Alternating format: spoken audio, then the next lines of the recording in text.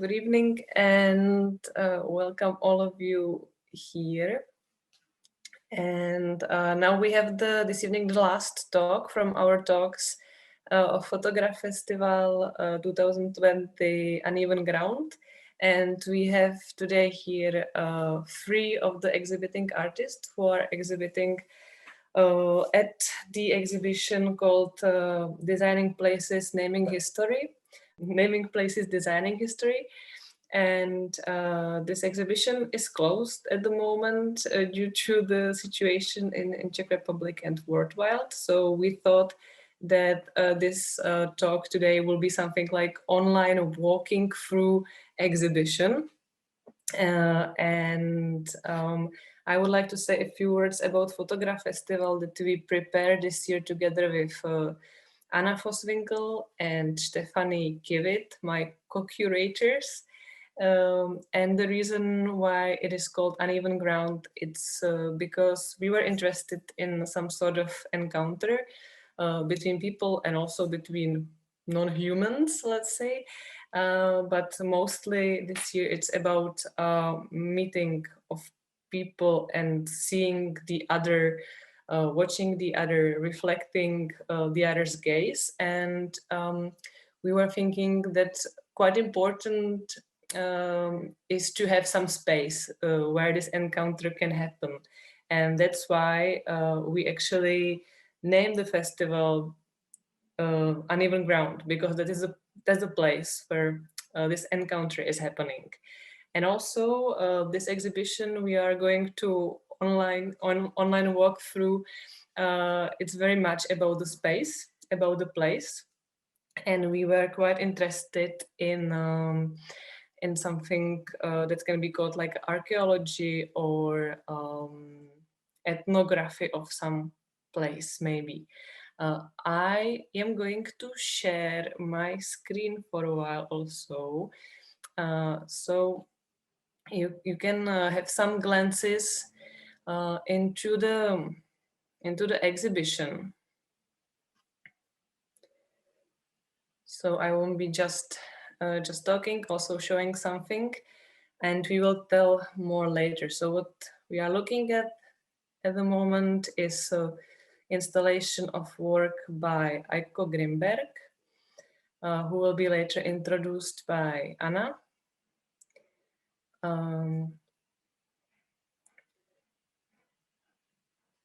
So you can see that the work is composed of different photography, videos in an installation, and it all deals with one particular space, place in Moscow.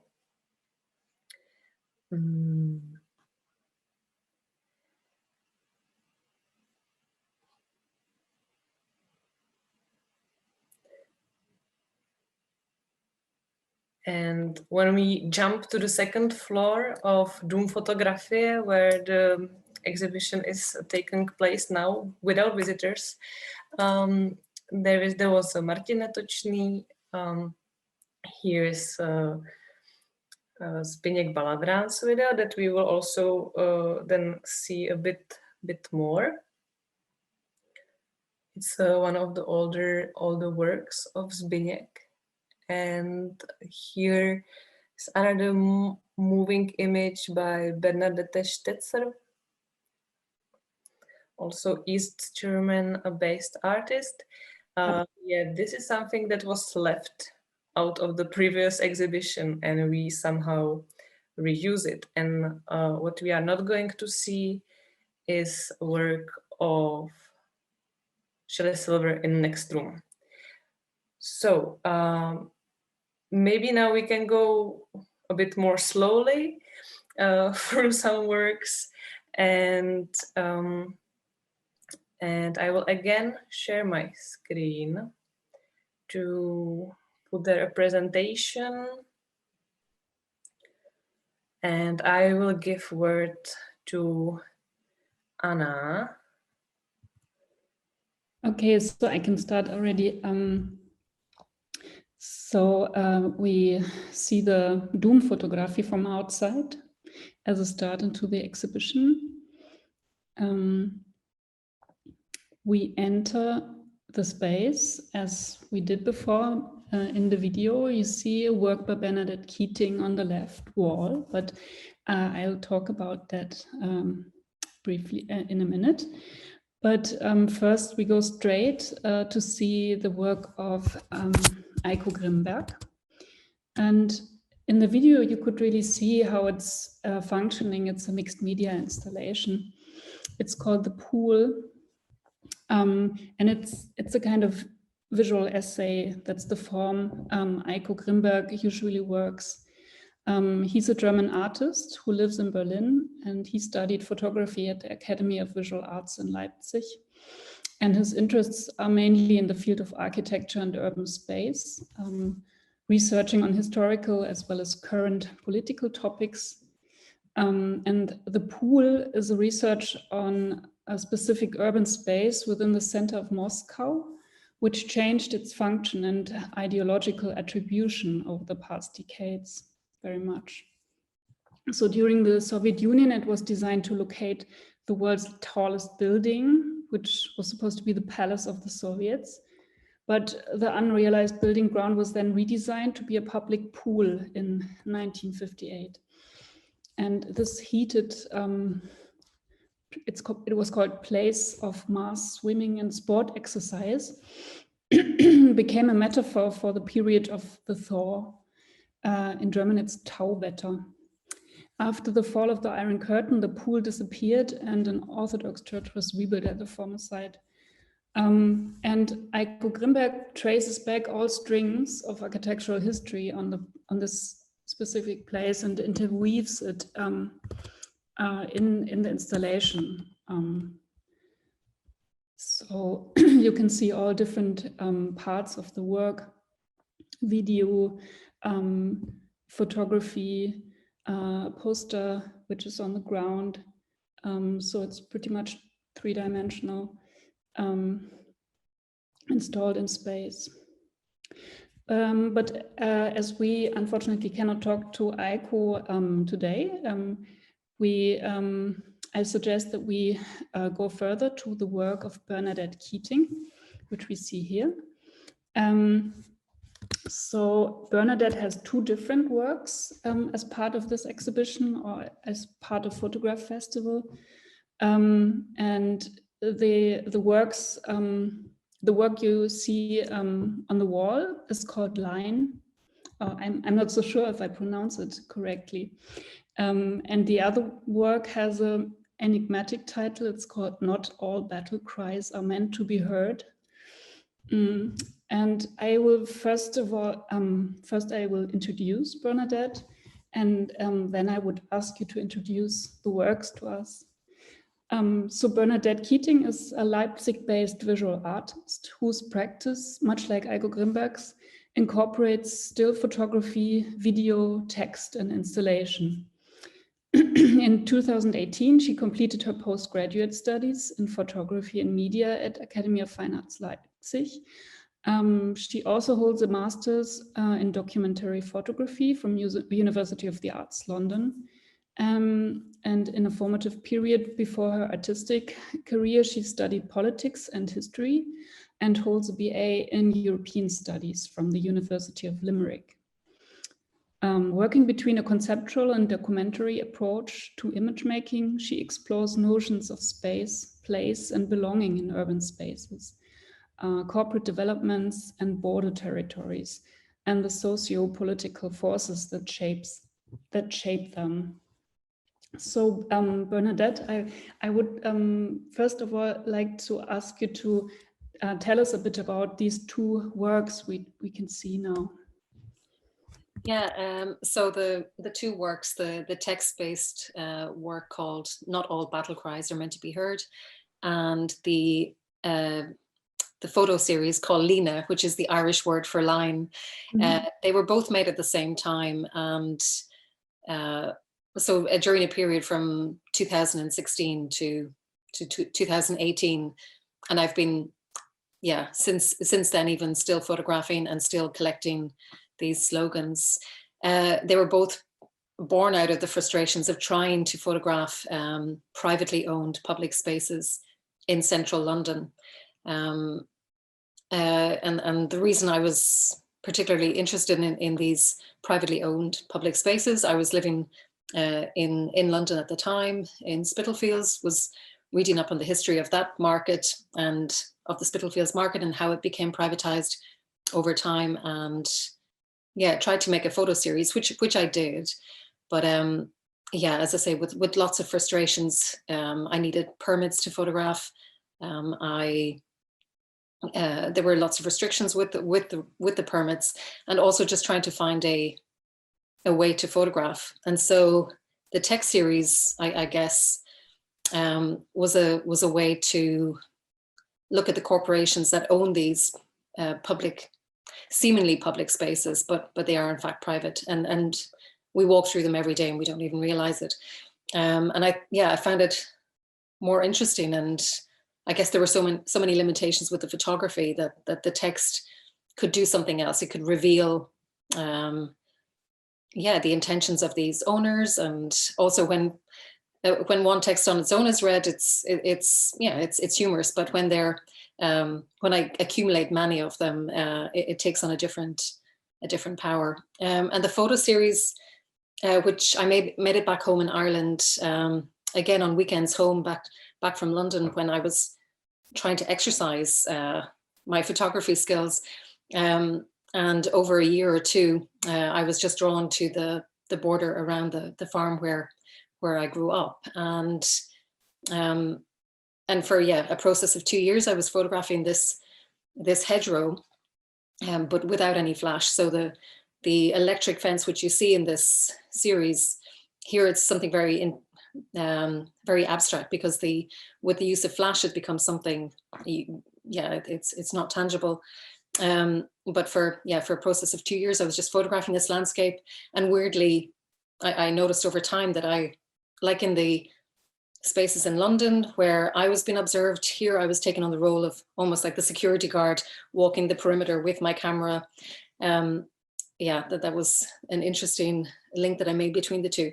But I guess the more interesting link is the fact that this space, this particular space in Ireland, the farm, is a result of the Enclosure Acts, which happened in England and in Ireland, which was under British rule, and in Wales and Scotland. And it created this landscape.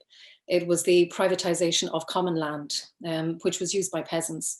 And so they were effectively forced into cities, and that gave rise to industrialization. And then we have the cities today that are, the state is handing over power to corporations and privatizing the space in the cities. So it's an interesting link between the two works. Yes. And they are both really the aesthetics, the visual language that you use is very reduced in both works somehow, but in a different manner. I remember that you started photographing these public spaces, and then at some point decided to leave these photographs and concentrate only on these plates, only on these language, these claims. Is it claim or slogans? That is also the link to the title, right? Because the word slogan, I mean, we think of it as this mild-mannered word today, but actually its origins are in Gaelic language, in Irish language. And slogan means, when it's reduced, it means slúig garum, and slúig means war cry, and oh gosh, have I got it wrong? Yeah, but the word itself, slúig garum, means essentially a battle cry or war cry, which was an interesting, and these words, you only see them in their financial reports or sometimes on their social media, but I wanted to make them really physically present, and that's why I use this material, this durable stainless steel, which is used to signpost these urban spaces as private property. Sometimes on the stainless steel, it will also have the list of restrictions, different things that you cannot do in these spaces. One of them being photography.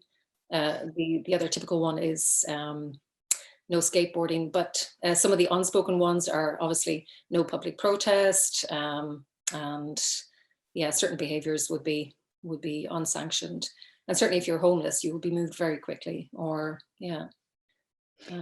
Yeah, it's remarkable how these plates have a body, or give a body to this invisible force somehow, or this invisible power that these corporations have in this space. And talking of restrictions like not taking photographs and such, I don't know if you attended the screening yesterday with Shelley Silver. I was on the train at the time. I couldn't. I had no internet. Yeah, it is. I also could only listen to the Q&A afterwards, but she was also talking about photographing in public space, and it was quite remarkable. I found that she, because she was asked if she finds it okay to just photograph strangers in public, in the streets, and she said that she'd rather like to have this encounter of private of people photographing each other than corporations taking pictures in public space, like as a part of this surveillance capitalism system. So it's kind of her statement to take pictures. And I found this, really remarkable, and also matching to this festival. Oh, super interesting. Yeah, maybe we talk about Shelley Silver also shortly. Maybe we could come back to this topic also. Yeah.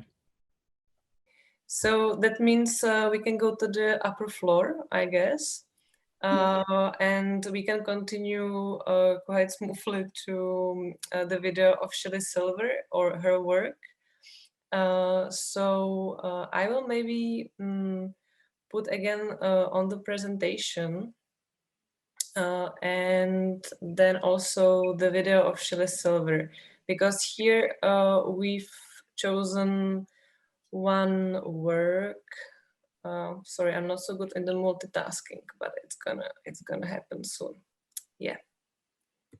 Here we have chosen older work by Shelley Silver, which is called 5 Questions, 9 Answers about Chinatown, and from 2019. And this is something where she deals a lot with a public space, but also with some sort of transformation of a place. So maybe the most important message from here is how people who live on some spot can hardly see things changing, even though they are changing.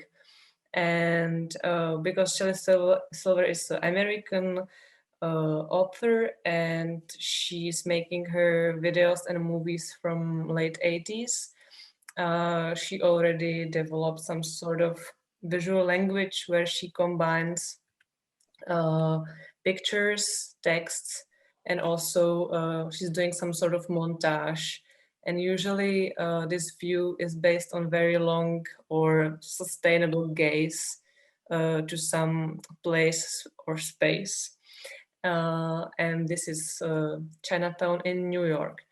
I would like to show just a little excerpt from her movie, which should go on.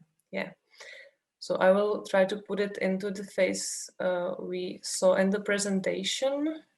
Pond. Collect pond. Then they drained the pond. It started to smell. It stank. How? On this Poorly drained pond, they built brick tenements and wooden shacks. It was called 5 Points. 5. Part of it was called Mulberry Bend. They say it was one of the worst, most notorious slums in the world. Irish, Italians, Jews, Chinese, African Americans all lived here. You lay all. So I now will do quite big jump.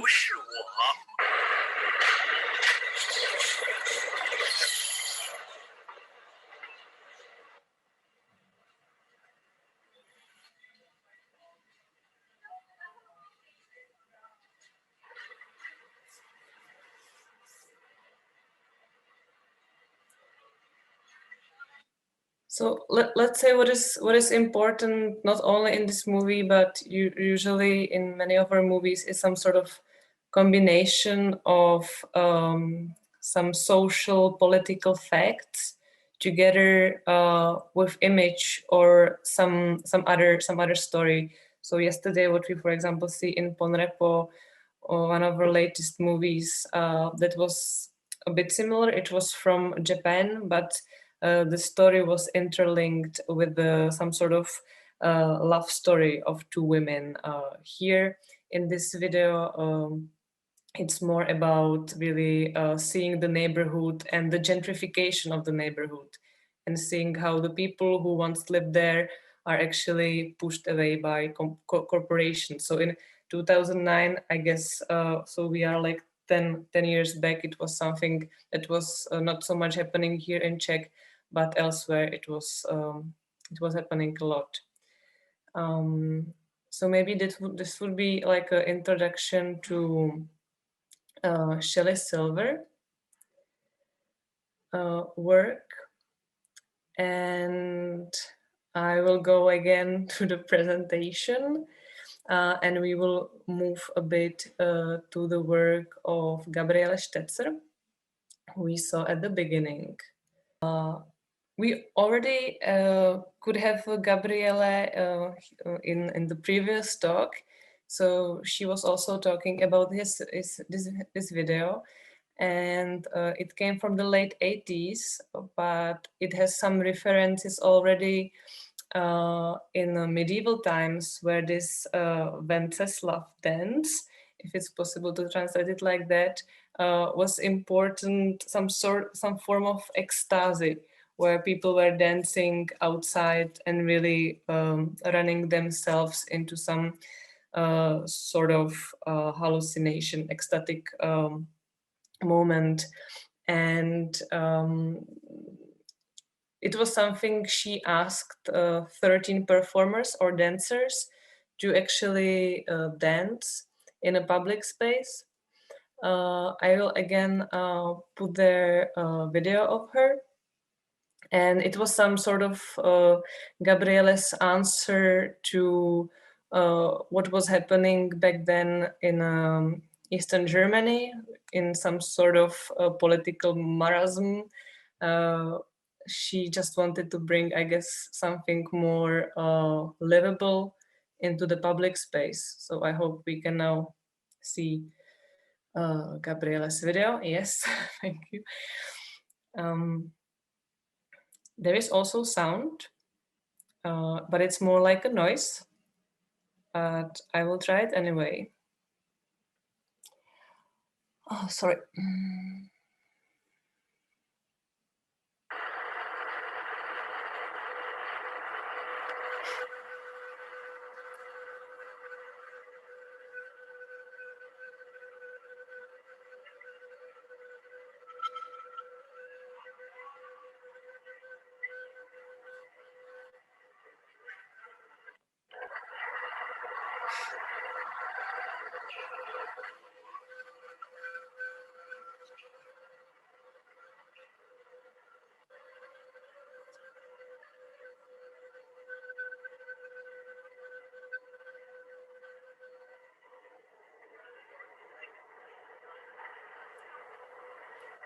I actually like very much the scenes where they are dancing in the city. I would like to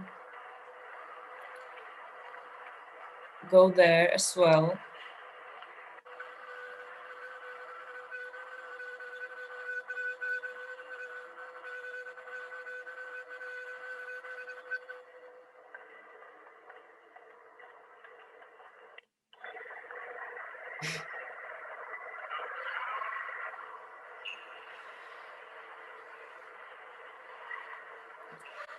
So I don't know if Anna or Stephanie, if you would like to add something to this particular work, because I guess you know it better than I do. It's a good part. Well, I think it's just part of Gabriele's collaborative work. I mean, she was using her own body, as we saw also in the talk. She was talking about it, but also friends of her. These are friends that are expressing very much like the urge for freedom, and it's like a dialogue. It's also an encounter between the person dancing and the Gabriele with the camera, and it's a kind of expression. And she, in the talk on Saturday, she also talked very much about this restricted movement of the socialist body somehow, that how the body should look and move, and that there were so many restrictions, and that this was a way of trying to free yourself from these ideals of socialism. Yeah, and maybe it is also interesting to mention that that she's felt also that this is in a way also a very although it is happening in public space, it feels for her like a very private work in a way that maybe is also important to mention. Mm-hmm. So I am now moving to the next work. Which will be here older work by Zbyněk Baladrán, this socio-fiction. And just to introduce a bit this work was meant originally for Jindřich Chaloupecký award. So it's like 14 years old already when Zbyněk was nominated there. And it used to be 2 screens, how it's called, like 2 projections. You will then correct me. But in the end, now this is some sort of what was left, or the recut of the formal socio-fiction video. And again, as it is quite usual for Zbyněk Baladrán's work, he combines some found footage with his own footage.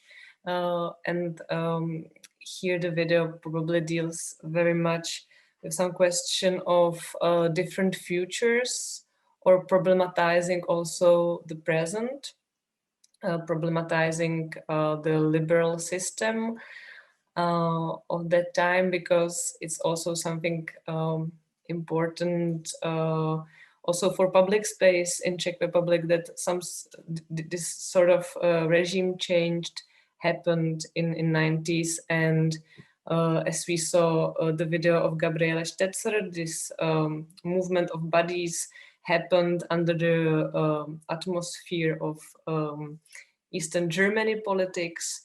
And then now this video by Zbyněk was produced already in this like new capitalist times. So maybe we can jump few years to the present, and I will let Zbyněk talk a bit about his work, if you can, please.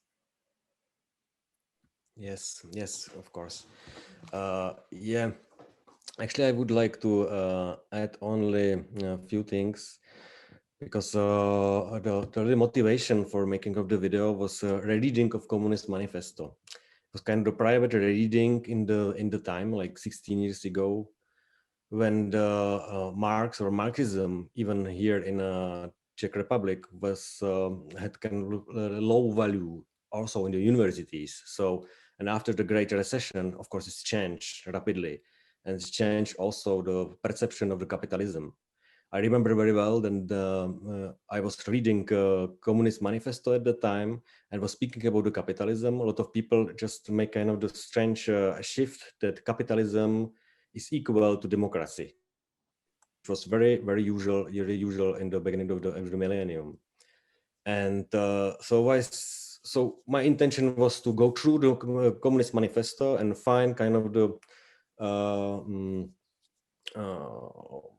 power, which was power for last 150 years, which could be reinstalled or reinterpreted again. And I used for this kind of way combination of found footage, and also you can also see on the screen my play with the card.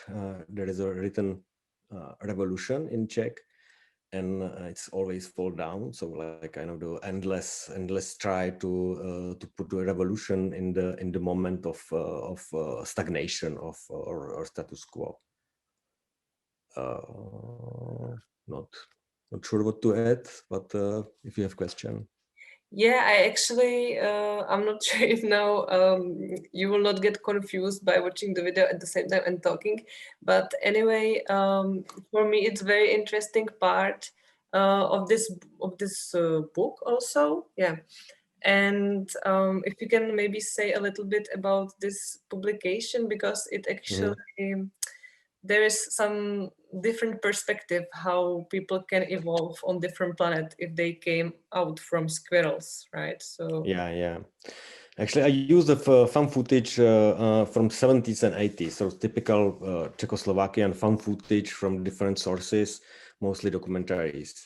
And also, I use this book, which was published first time after this, let's say, in late the 40s. It was published by Karel Honzík. Karel Honzík was avant-garde functionalist architect, and he built a lot of beautiful buildings, and he was really like a key figure for the architecture and avant-garde in the 30s and maybe in 40s. And in 50s, the situation under the communist regime rapidly changed, and he was slowly like put out from the university, from the school, and so on. And he started to write like personal writings, like fictions, actually.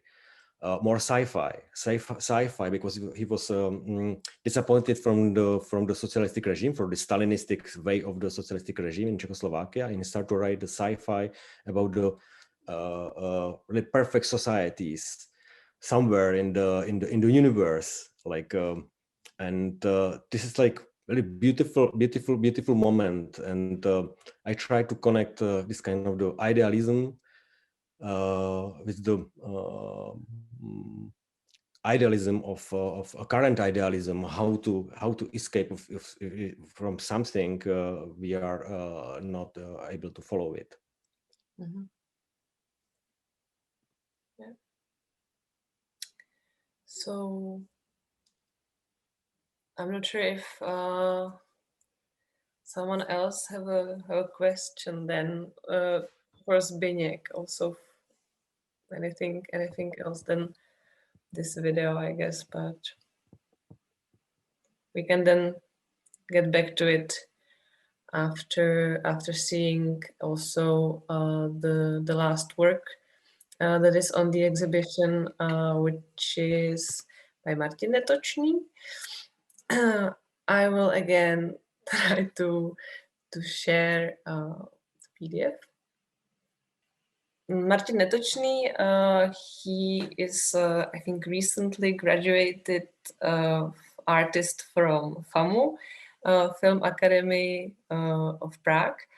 And I remember also his older works, which were dealing also with photography, and then also with some site-specific aspects. For example, the one thing he done this summer that was dealing with North Bohemia and this part of coal mine and coal mining. It was very subtle installation, but here this video, They the Slavs,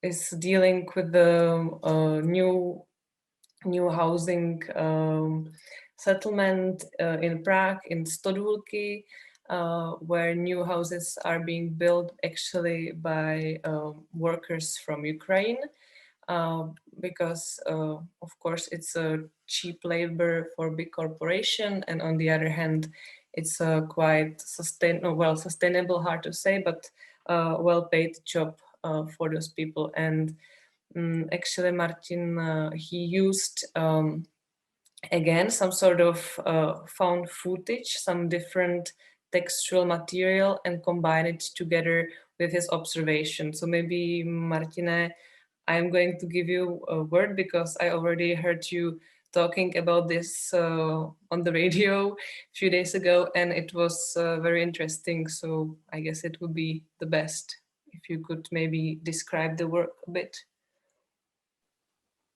Okay, so what do you think is kind of happening in the periphery of Prague, how Teresa said or described, the Stodulky new development area, where the new building houses are built, and I used to observe it for maybe kind of half a year in the beginning of last autumn, or whole last autumn. And actually, like one of the triggers for my thinking about this phenomenon, about this what's going on there, was, and I wasn't speaking about it in the radio or somewhere else, was Slavic Open Air Museum, which is like not so far from here, and which was open in, I don't know, 2005, and then it was closed in 2015 or something because of some financial crisis things. Mm-hmm. So, and I was thinking firstly to somehow combine it with what's going on, you know, there, like, I don't know, less than a kilometer far from the previous museum, like that those Ukrainian workers are building those houses there and open. So I was thinking how to open the prisma of this Slavic paradox, you know, there, and how to see it, you know. But then on the end, it's somehow crystallized, and I kind of manage, or I thought that it's enough, you know, that there is no need to put those like Slavic open air thing into whole problematic, because also my position is of observation those phenomenon is kind of problematized. So I was thinking to kind of recyclate it, or think about it like where I am standing and what I'm doing with the camera, you know, and what's my like economical position to observe it, and was the position of those people who built those houses, and was the position of the owner of the company, and was the position of those people who are going to live there. So yeah, that's the point, or that's the thing. And maybe what can be the position, I don't know, from other part of the world to see this phenomenon of, let's say, how I said, Slavic paradox. Mm-hmm.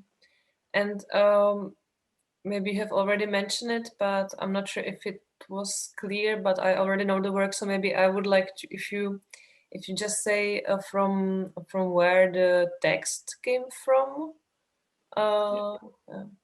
Yeah. So that's what I was trying to say, or starting to say before, that it's a little bit about the position. How are you watching the things, or how are you watching the reality around, or let's say the phenomena around. So I used the voiceover from BBC documentary series about Slavs, which was produced in the half of 80s. So what you can see, those like generalizing sentences there about Slavs are connected with it, or are taken from the previous documentary series. Yeah. So actually, then the montage, it's in the end also quite ironic, I would say, or yeah, for me always the meaning it's ironic, but still I think it's good that you are adding I mean the level of your observation, so that you are not like innocent in this like your position is not innocent. It's also part of the big game, sort of. So yeah, definitely. And I think there I can find there on the end maybe also some kind of self-irony a little bit, you know, like but maybe set irony that of my exclusive like position to watch this area, you know, and what's happening there, you know. So yeah. But I think on the end the set irony is the position of those like Ukrainian workers, you know, who travels like more than 2,000 kilometers from the central parts probably of Ukraine, you know, to work there for the money which we wouldn't, you know, or which like the Czech people wouldn't, the Czech society. So that's the thing, and I think it's kind of strange irony, you know, in all those like economical intentions of what happened on or what's happening in the post-Soviet states, you know, like it's whole like let's say generalized by those by this like phenomenon of Slavs, or naming it whenever you want to name it. The irony kind of like grows, or it's more visible, you know, because when you are a little bit sensitive, you see like still is something, you know, missing, you know, that you are never able to name whole phenomenon or whatever. I actually already thought about one question for maybe all of you. I can try to shoot it. We will see what's gonna happen. But when I'm like here talking, I also know the works a bit. So do you think there is some sort of thing we can learn, or actually we can unlearn from the public space as is today? So there is something we can actually forget about. And if we forget about it or unlearn it, the space will get better. First, I want to pose the question in a way: can we learn something from, for example, like socialist public space? But actually, I don't want to do this opposition. So if you can, I don't know, think about something that we can just forget about in a public space, and in your eyes, it would get better. So what could it be?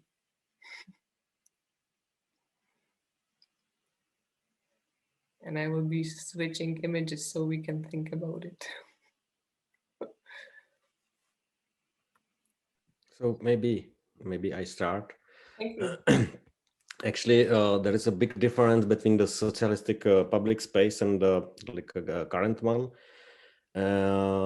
It was the public space was built by the government. Actually, it was really planned public space, which is not in the same way today, and switch some of the functions of the public space. I think the core of the public space of today is a market. So in a market, design all of the things. So for example, cinemas were part in the socialistic regime, were part of the culture houses, and now cinemas are part of the galleries or shopping malls and so on. And it's kind of the small change, but it changed everything. You know, all of the libraries, for example, post office is also part of the shopping malls.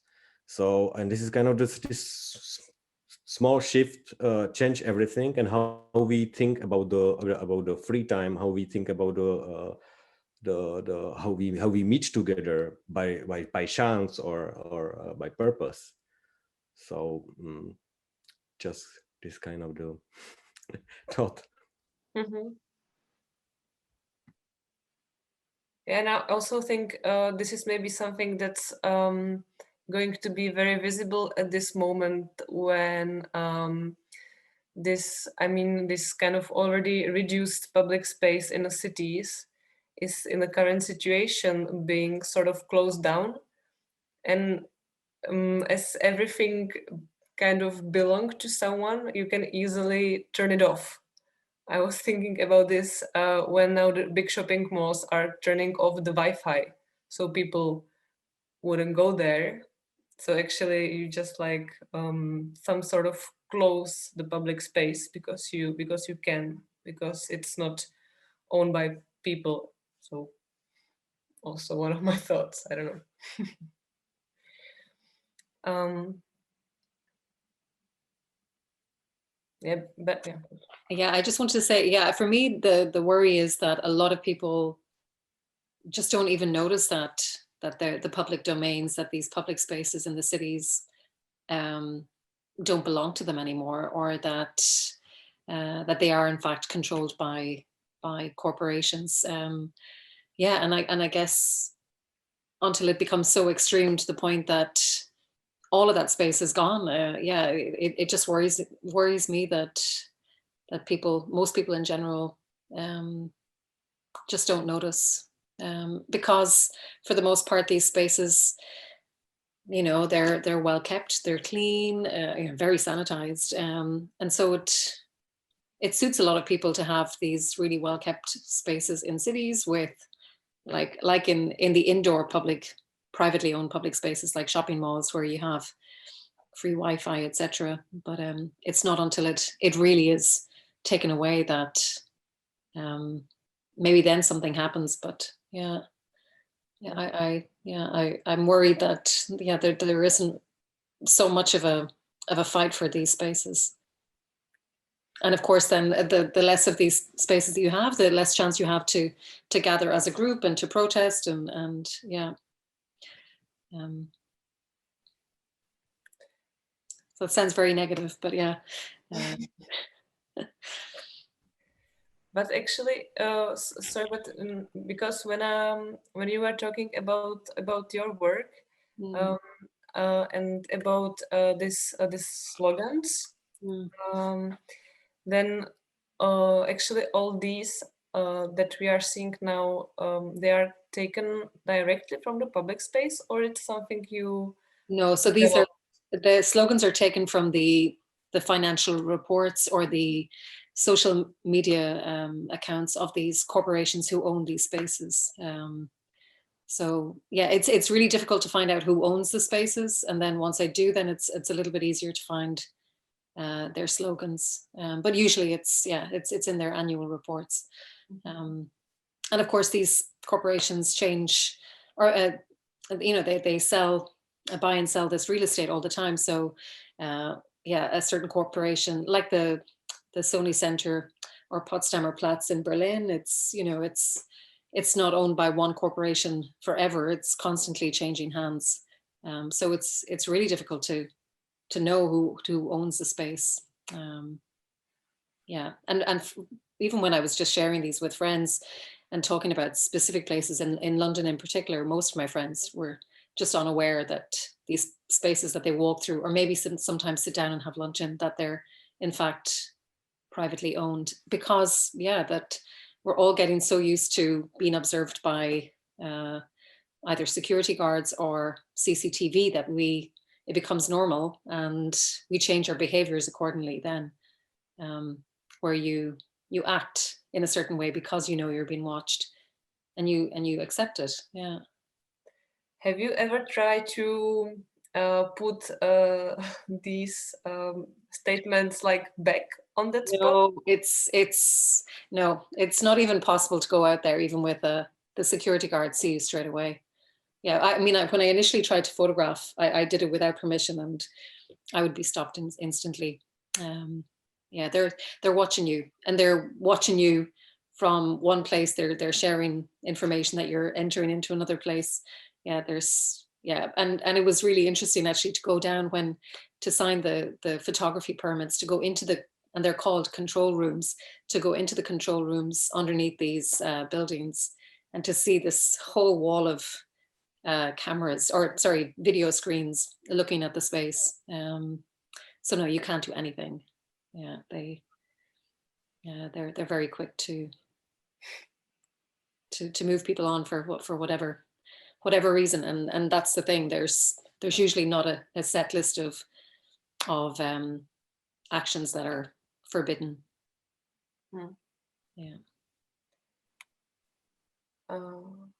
Maybe I think we still have like a few last minutes. Then it probably will be too long, our talk, but would you like to ask maybe a question to each other, or maybe Anna also have some question, I don't know, or something to add?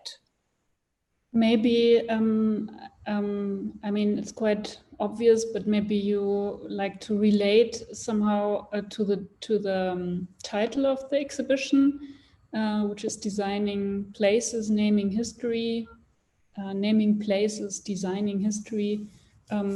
If you can somehow relate to this with your work, if you can think of something relating to this open title. Any of you?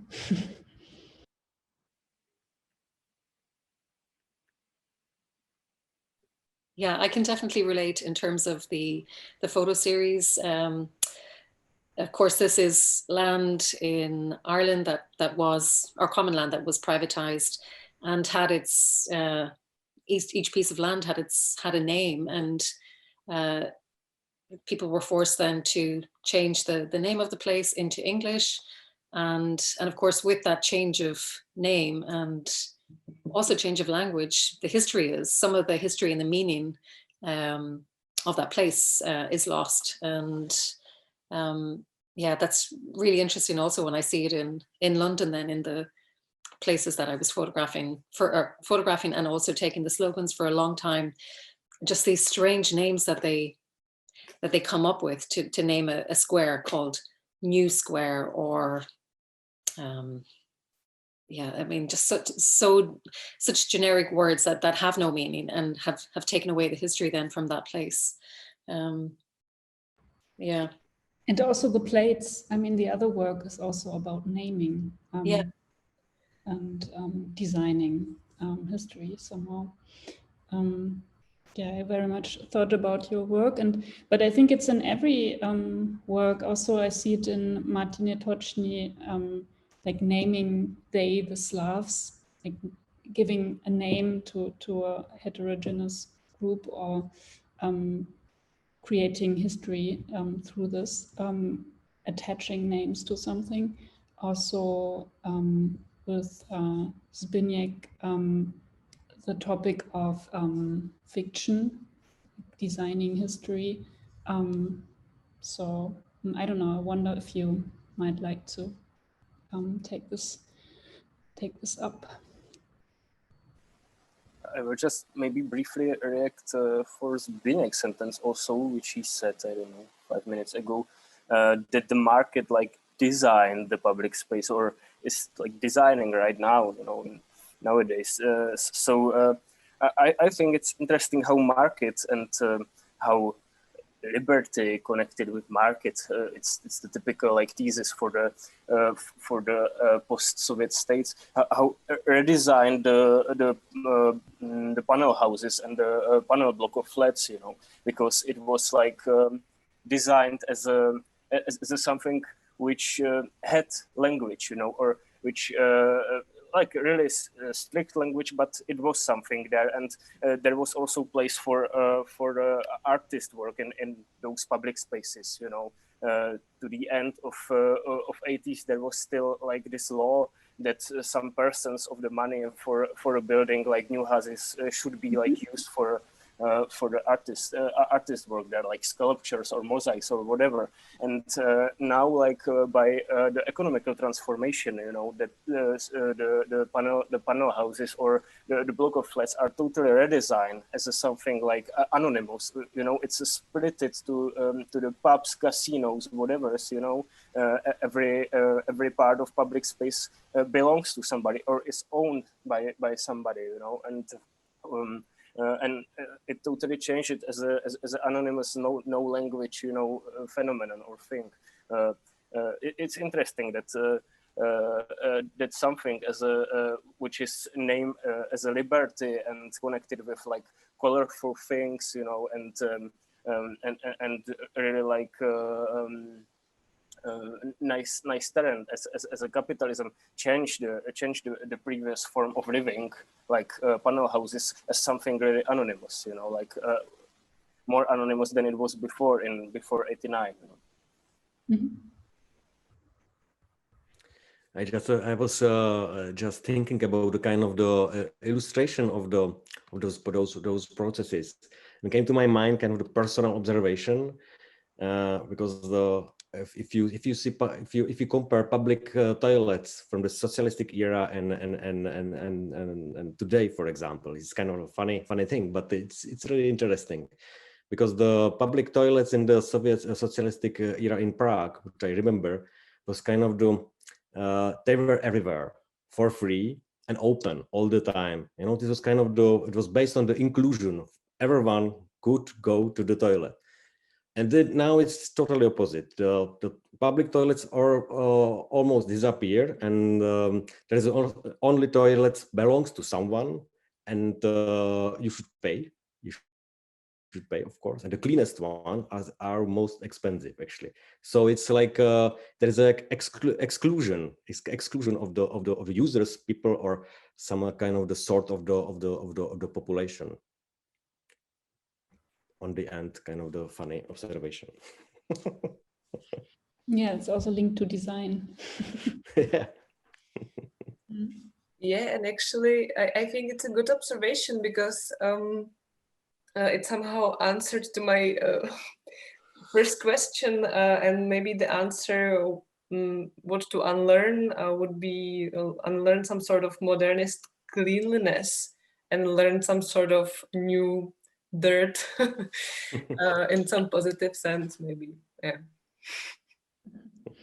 I would also like to pick up this word exclusion, what you mentioned, and link it back to Martin's work, because what I found interesting is also in this type of architecture that Martin is filming, that you cannot really look inside, or it's some kind of it looks very private also in a way. And maybe it's also because of Martin that you underline it with a position from where you film, that you standing behind a fence, for example, or just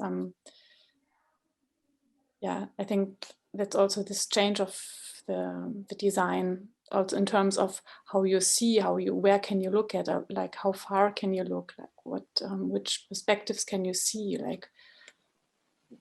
I think it's a little bit the same story like with the panel houses after 89. You know, that for the money which the middle class now has, we are buying this privacy. You know, we are not building these panel houses anymore. We are sometimes building this block of flats, you know, which I filmed in Stodulky, but more typical is the building of the family houses, like in huge spread areas all around the cities, you know, where the privacy is so like defensed, you know, by walls and fences, you know, and huge bushes, you know, all around the gardens and so on. So this is very interesting, like how. It's not really, it's really untransparent. You can not really like watch through it, you know. You can like, there is happening something like really weird, and I don't understand this phenomenon, like why the Middle Europe society is so like defending their privacy, their privacy space, or how it's kind of it was transformed after 89. So Martin, do you also want to show in a way how generic these buildings are? That's what I wonder in the way you film it, because you were talking about it, like the panel houses, how they have the image of being so generic, and these private property is beautiful and luxury and so on. But in your film, I guess you want to show that it's generic and not very beautiful. which works very well, I think. I don't think I'm kind of judging it, because it will bring some other problematic position into it. But yes, I want to speak about it, how it's generic, how it's like there is no language, on it, yeah, I was like unspecific. Yeah. I think we slowly, I guess, get to the end. So if there is any other observation maybe from you, I also check on Facebook, so there were no questions, so I'm not going to post another one by myself. So only if there is something else we should maybe mention, now is the time. And if not, then I will thank you for joining us, Martin, Bernadette, Zbyněk, Stefany, Anna, and yeah. So hopefully in some days, 14 days, months, we will see this public space, which is exhibition spaces, partly will reopen, and maybe we will see something from the exhibition we were talking about. Yeah, fingers crossed. Yeah, thanks. Have a nice rest of the evening. Goodbye. Yeah, you too. Bye-bye. Thank you, guys. Bye. Thank you. Bye. Yeah.